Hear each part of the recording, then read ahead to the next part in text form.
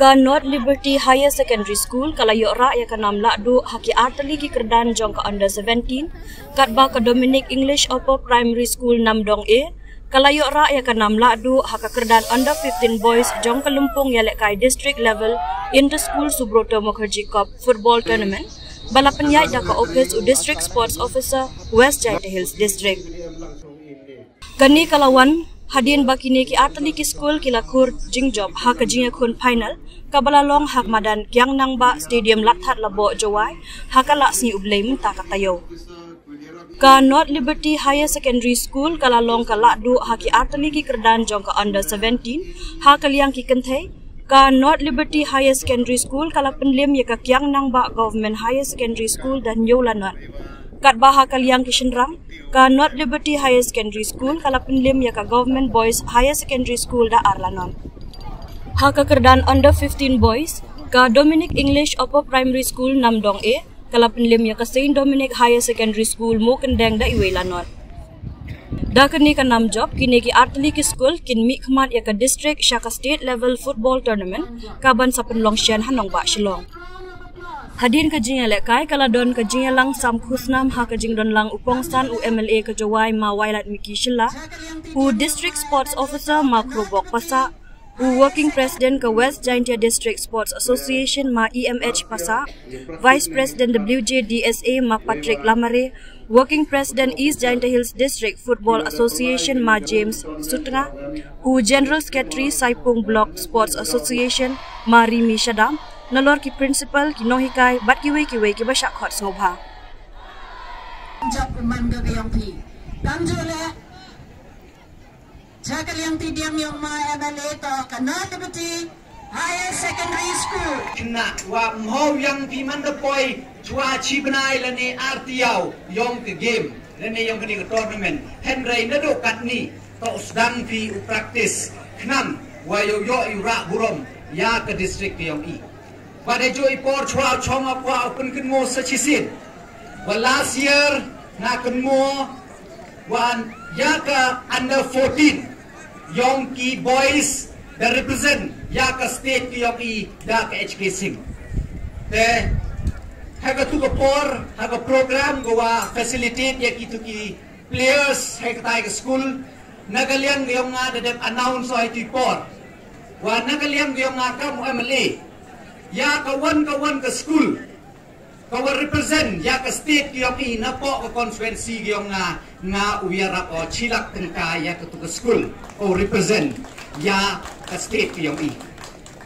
te kamjo ni por le ban yang sachisin ya kawan ke school o represent ya ke state ki yoki ha ka kawan ke kategori ye mana ga under 14 under 15 under 17 ye mana ga boys or girls ya kawan go represent ya ka state ke yong i na po ka district na kaliang yong nga ya rap ay to school chilak tengka kam wo emensin ya ka to school yung nang pa chu ko i kina wo yu chim benta ha ki sports and game go pair